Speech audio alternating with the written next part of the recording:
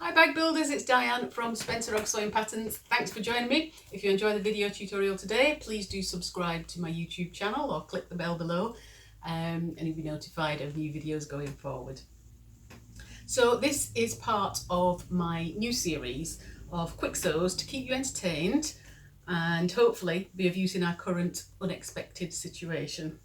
So last week I released the doorstep care pod and that went down an absolute storm, and we've had some fantastic creations and people have been giving it and leaving it and filling it with casseroles and all sorts, and it's really worked well. So I thought I'd stick along the same theme. So today's make is the volunteer pod or the volunteer pack, whichever you want to call it.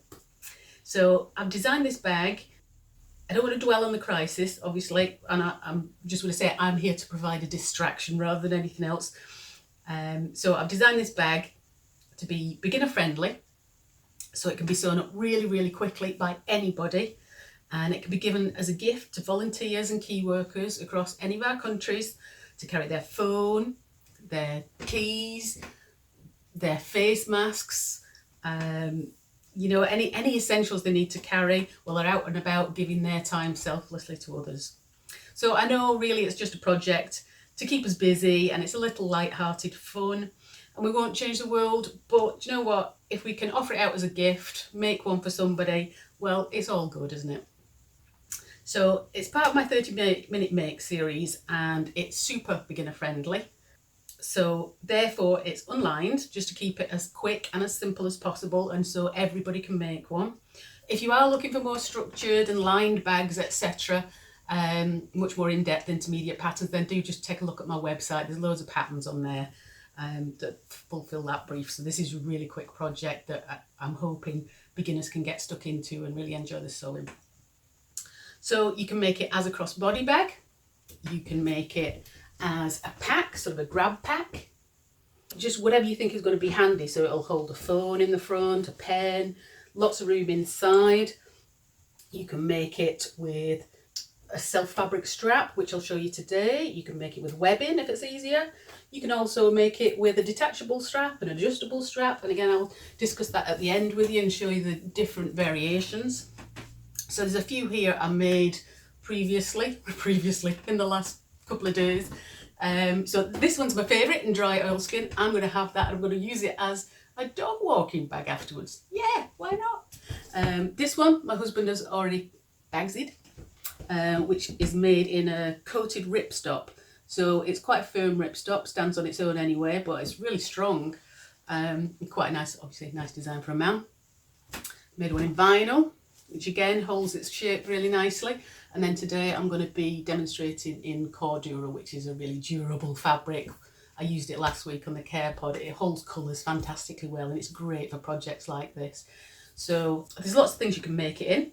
I'm going to add all the measurements and the links as we go along, but I'll also put them under the text below the video here. So if you just go further down and press see more, you'll see all the links to everything. I'll put all the details on my blog as well, so you've got a ready reference point for it all. Do join my Spencer Og bag sewing group on Facebook. I'm always around on there and there's lots of people always willing to chat about bag making.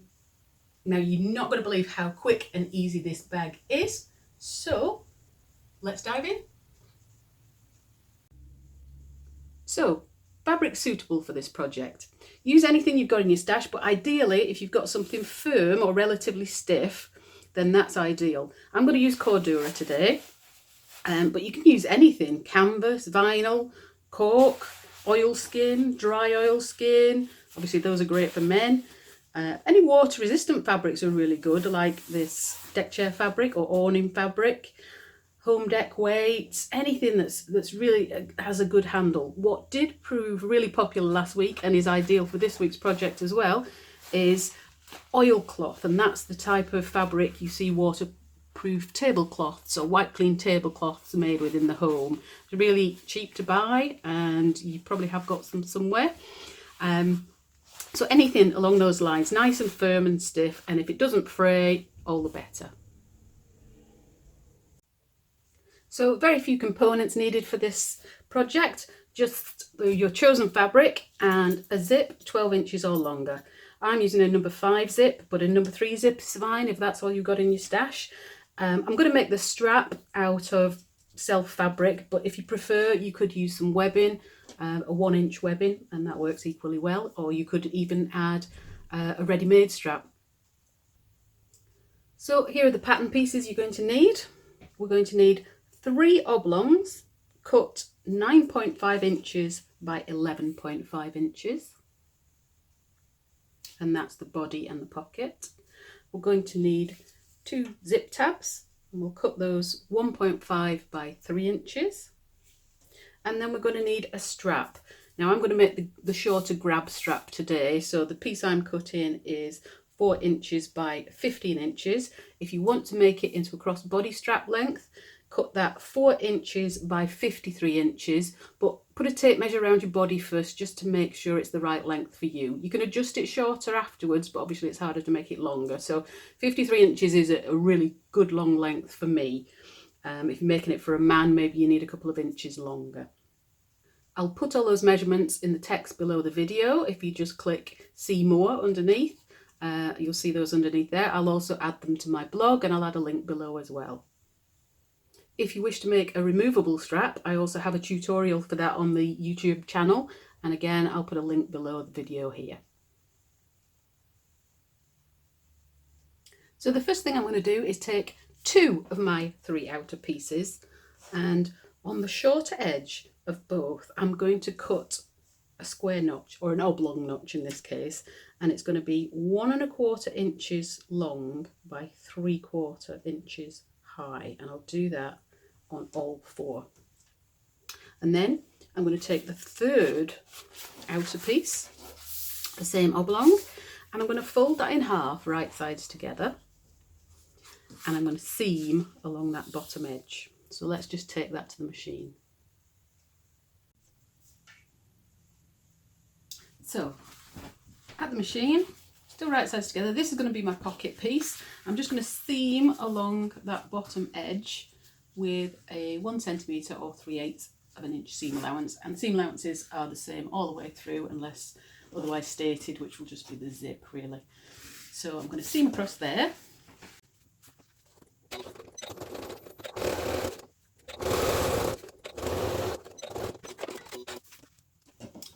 And then I'm going to turn that through.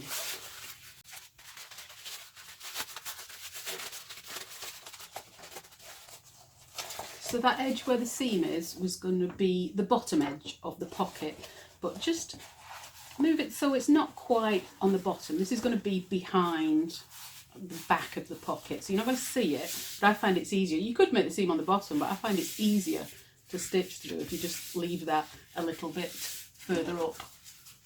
So fold it, so you say it's 1 centimetre or 3/8 of an inch up from the bottom, and then press that in place so it's nice and flat.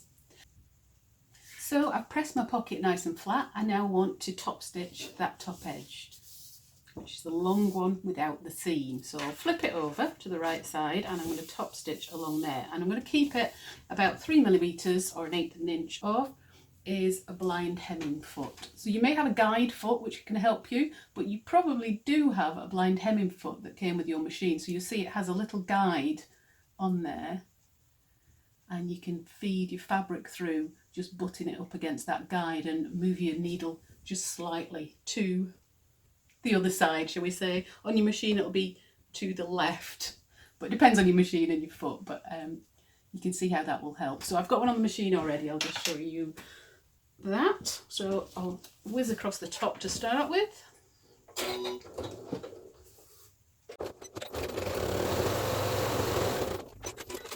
So you can see how that gives a lovely straight stitch line even without trying. I'm now going to do a second stitch line about 1 centimetre or 3/8 of an inch from the edge. So you may have a guide, you may want to do it freehand. I'll just do it freehand or free machine, shall we say.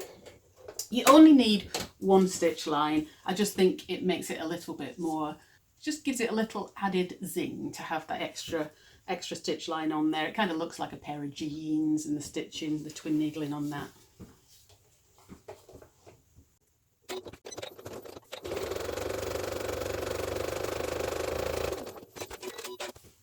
There we go. I've got 2 lines of stitching on there, which look like twin needle, and it gives it a nice effect. Now I'm going to take one of my body pieces and I'm going to lay that face up. Now this is the top edge where the zip's going to go, where the notches are. So my pocket is down the bottom edge. So I'm going to lay that 1.75 inches up from the bottom. So my pocket is face up, that little seam is hidden underneath. My top stitched edge is towards the top. And this is now 1.75 inches from the bottom. And I'm going to clip that in place. 1.75 inches on that side.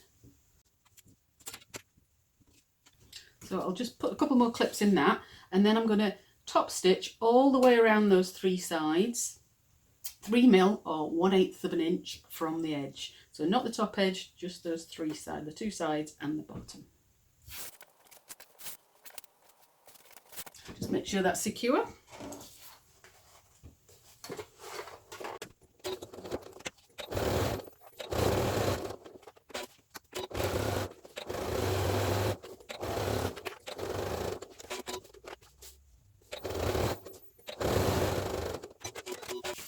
So there we go, that's now stitched in place. So you won't see the side stitching, that's literally just to hold it in place, but you will see that bottom edge. Now if you want to do a second row of stitching again there on the bottom edge, like you did on the top, you can do. I'm just going to leave it as a single one for this one. And now I want to divide my pocket. You can leave it as one big pocket. I find it's handy to have sort of your phone in one side and maybe pens in the other. So I like to fold it about 1/3 of the way along, just to give me a rough line to stitch along. And then I'm going to stitch along that line to give me a nice separated pocket, turn it into 2 pockets.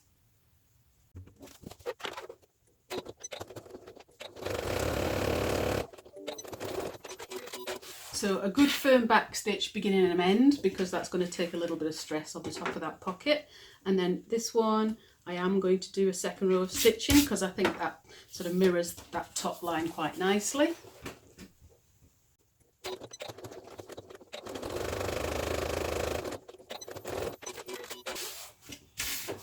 So there's our front panel with pockets ready to go.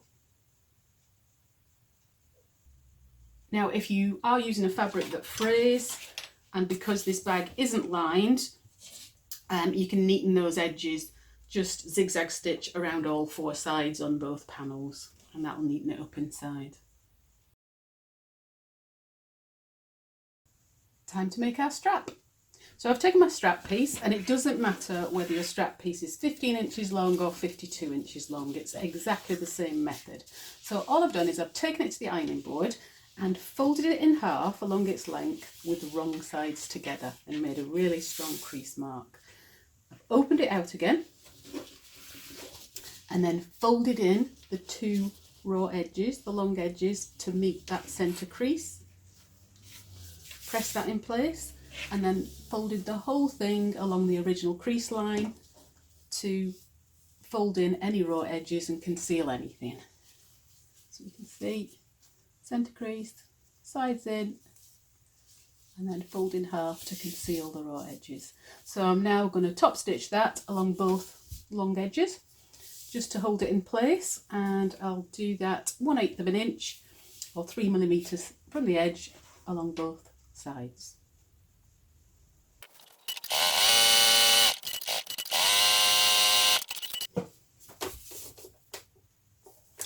Now you can leave it there, that makes a perfectly good strap, or you can have a little bit of fun and put extra lines of stitching down the length. So I'm going to add an extra 2 lines of stitching down the centre.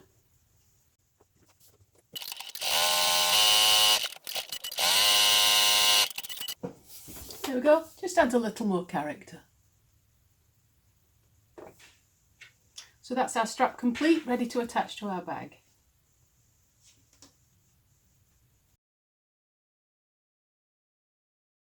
So now we're going to work on our zip, and it's a lot easier than you think it's going to be. I've cut my zip. I was using a piece of continuous zip, so I've cut that to a length of 12 inches, but you may be using a 12-inch zip or a longer zip. If you're using a longer one, cut it down to 12 inches. It doesn't matter with these nylon zips, you can cut right through them and you can stitch right through them. So I've cut that down to 12 inches, and now I want to neaten the edges because you're going to be able to see the inside, see the edges of the zip inside the bag. So take my 2 zip tabs, which I've cut at 1.5 by 3 inches, just to say, do use a non-fraying fabric for those, so it doesn't have to be the same fabric as the outside of your bag. Just take a little bit of vinyl or cordura or cork or something that you don't have to seam all the way around. And then I'm going to lay that, I'm going to lay my zip on just onto the edge and fold it over, and it's literally just to conceal that raw edge, but I'm not going to lay it right into the fold. I'm going to leave a bit of a gap so it'll make it easier for me to stitch through the end later on across that bottom edge where there is no zip. So I'll just clip that in place. So my zip is inside there, but only about halfway along. So let's conceal the edges on back and front. So I'm now just going to stitch along there, close to the edge, and then a second seam line about 1 centimetre away from the first, 3/8 of an inch.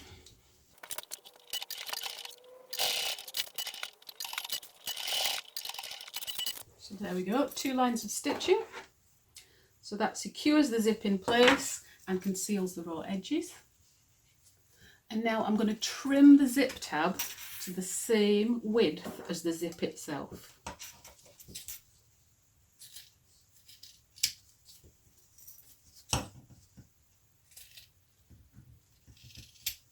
There we go. And then I'm going to do exactly the same with the other end of the zip. Grab your zip tab, so fold it in half, wrong sides together, and we're just slipping that zip inside, just about halfway down, clip in place, and then I'm going to do 2 lines of stitching again.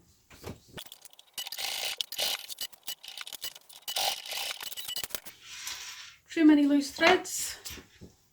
Snip the zip edge down, the zip tab down to the same width as the zip again.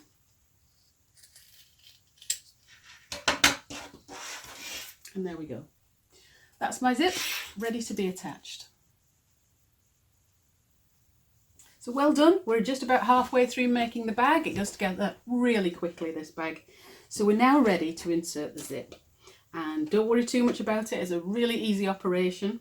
So I'm going to take my front panel and lay it right side up, so that's the panel with the pocket on, and I'm going to take my zip, and with the zip puller to the right when closed, I'm going to lay that right side down on top, and I'm going to centre it across that top edge. So mark the centre of the zip and mark the centre of the panel and just clip it in place. Now I've whizzed my zip puller off to the end there so I don't have to move it while I'm stitching across. It's kind of out of the way. Line up those top edges. Now I'll flip that over to stitch it so you can see where the panel actually is. And I'm going to sew along there with a 1/4 of an inch seam allowance. I've already got my zipper foot on the machine.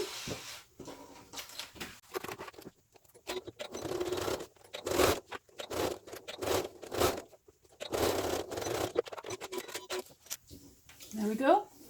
I'm going to turn that over. You'll see the zips inserted nice and straight. So I'll just head to the ironing board and press that in place. So I'm going to be folding back the top edge of the panel, but the zip will be flat, so that when we come back, that will be exposed. So there's my zip pressed, nice and flat. So we're going to repeat with the other side. So take the second outer body piece, flip it right side down, so you've got the 2 right sides facing, and centre it along that top edge of the free edge of the zip. Make sure it fits nicely and lines up with the body of the other piece on both sides, nice and straight. And I'll clip that on.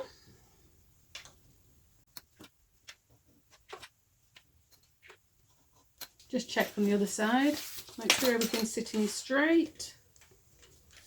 And again, I'll head to the machine and I'll stitch that in place. 1/4 inch seam allowance again.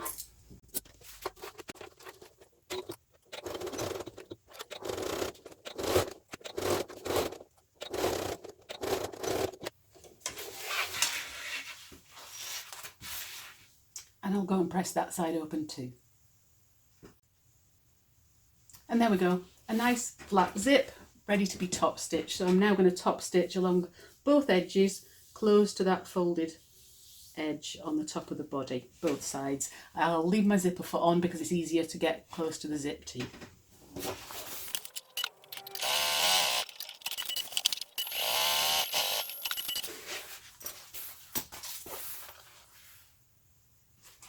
So just one last little thing to do here so we don't get our zip stuck outside our area that's going to be open. Just undo your zip halfway or 3/4 of the way, and just on the side that's open here, I'm just going to stitch across the two sides, just a line of running stitch, just so one, my zip doesn't move outside of there, and two, it'll help hold those two sides together when I'm boxing the corners afterwards. So hold your zip in place, pinch the two sides together, and right up close to that notched edge, we're just tacking it in place. So can you see, just a little tack here to hold that zip in place. You see I put my finger through there.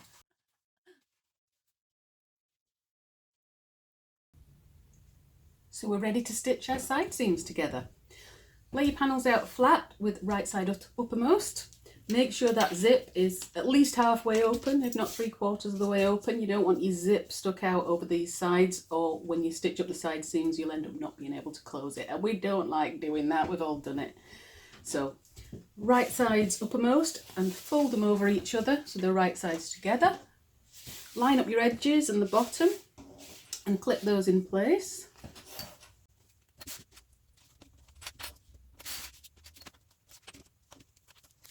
So I'm going to take this to the machine. I'm going to stitch all the way along both sides and the bottom with a 3/8 inch or 1 centimetre seam allowance. Now you'll notice at the top here, you can sew right to the end without involving your zip at all. So just hold that out the way and you're going to stitch right off the end here. Obviously back tack at the end just for a bit of strength, but don't include your zip in it.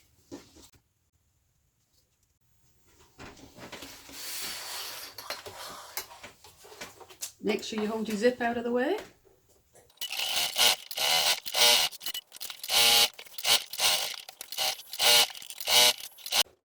Zip out of the way again at that last bit. Brilliant. And now we're ready to box our corners. So I find it easier to work on a cutting mat for boxing corners. I have lots of ways to do them. This is just one example, and because it's a small bag we can kind of do all four at once. So the first thing I'm going to do is just trim the edges of those bottom corners. We're not cutting off the bottom corners on this one, which we might do on some bigger bags, but particularly because it's not lined we want to keep the corners on, because it means we don't have to neaten them inside. Okay, so to calculate where our box corners want to fall, the best thing to do, as I say on a small bag like this, is just fold it so that the side seams are lying on top of each other and the top edges kind of form a V shape. So just first of all get your side seams falling on top of each other. If you look in there, line that up exactly so they're falling on top of each other. Make sure the seams are pressed out nicely, and you'll find that it forms kind of a V shape at top and bottom, and you'll end up with a kite shape. Make sure everything's nicely flattened out. There we go. Now just keep folding that up until each of those seams, whenever you move it down or up, is lying exactly on top of the other seam. So if I flip that over, I fold that side up, put that one down, I fold that side up, Make sure it's lying directly on there. If it is out slightly, see, so that's out slightly. If I lay that on the board, you can see one point's over there and one's down there. So I haven't quite got it right. So just shuffle it around. There we go. So you can see that's lining up now. That's becoming more of a correct angle. And that is now lying directly on top. So you can see that seam lying directly on top of that seam. Flip it over. Show the other side again. So now we've shifted that, so that seam is directly on top of that. You see? So let's mark those two bottom corners. Just clip those into place. Just check your top ones are doing exactly the same thing. Lift your zip up. Make sure that zip opening is lying directly on top. Yep, let's clip those. Flip it over. Yep. We're all looking perfectly good.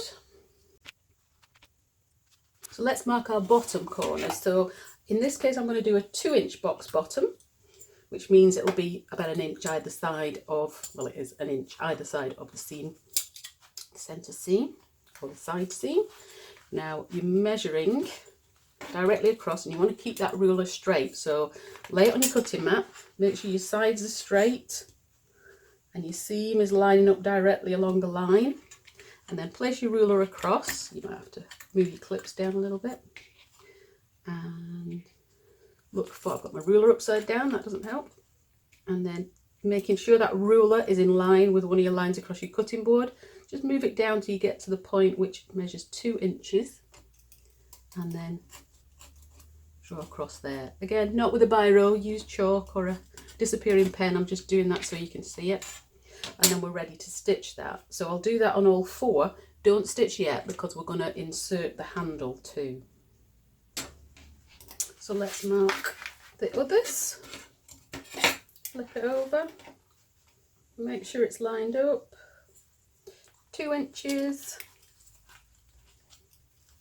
Move my clips out of the way. Make sure that's lined up.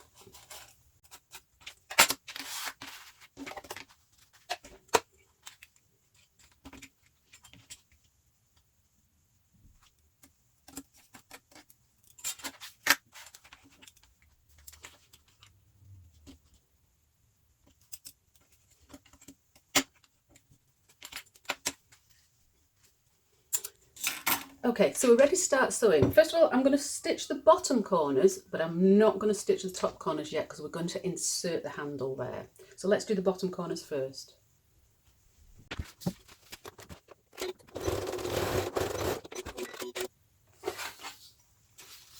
And the second one.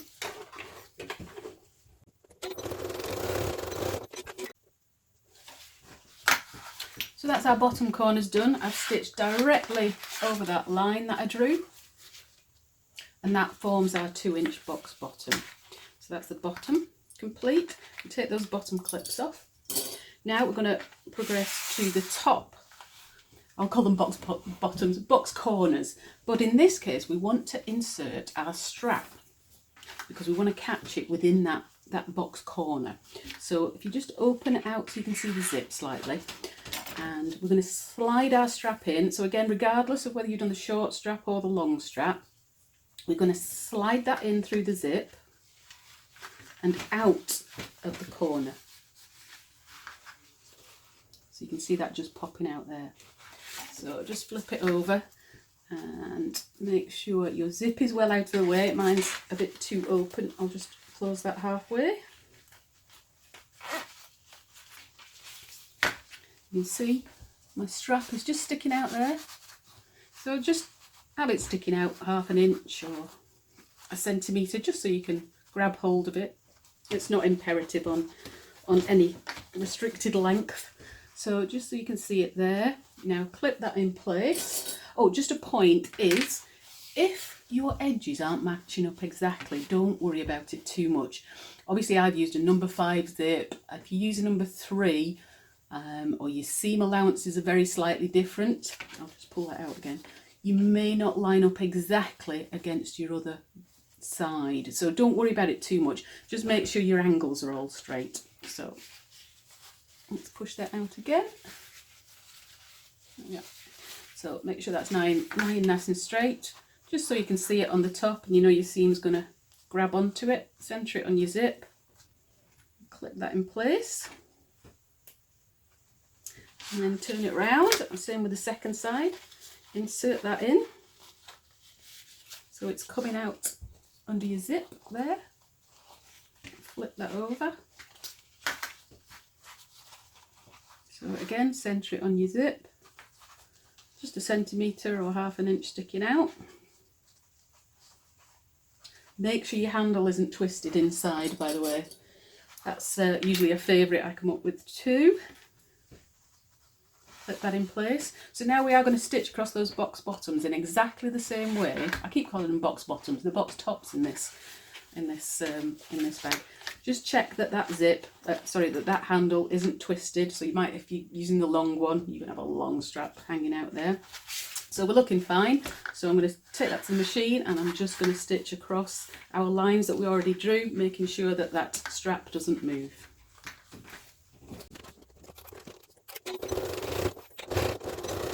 You can do a couple of lines of back stitch over that, go over it a couple of times just to make sure everything's firm. That's one done. I'll take those clips off and swap to the other side. Flip it over so I can see my line. Make sure my strap's in straight. I'm just going to double check that again. Yeah, I'm still stitching straight. Looks okay.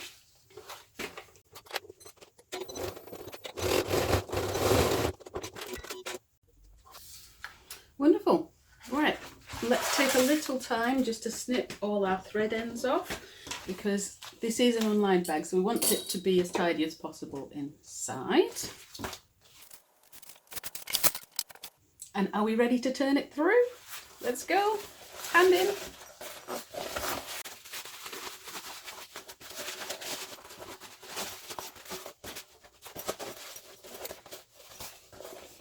Push your fingers into the box corners to push them out. You don't need any pointy tools, just your fingers. You can see how those straps pop out of your box corners. So there we go. I'm going to take that to the ironing board and give it a nice press. So there's our bag completed, beautifully pressed. Quite happy with that. There is a final operation you can do if you wanted to strengthen it on the sides a little bit. Obviously you've got a nice long zip tail in there which is neatened off and it does drop down inside the bag, but if you wanted to hold it in place and strengthen the strap a tiny bit, you can just stitch a box stitch around that top corner. It will open out enough to get your machine in there. So there we go, completed bag. So I hope you enjoyed our tutorial today. Just a few things to update you on, and that is you can change the size or the shape of this however you want. So for example, this one I just made 1 inch bigger in length and in width. The instructions are exactly the same. I would stick with the 2 inch box bottom or box corner because that kind of works for most of these sizes.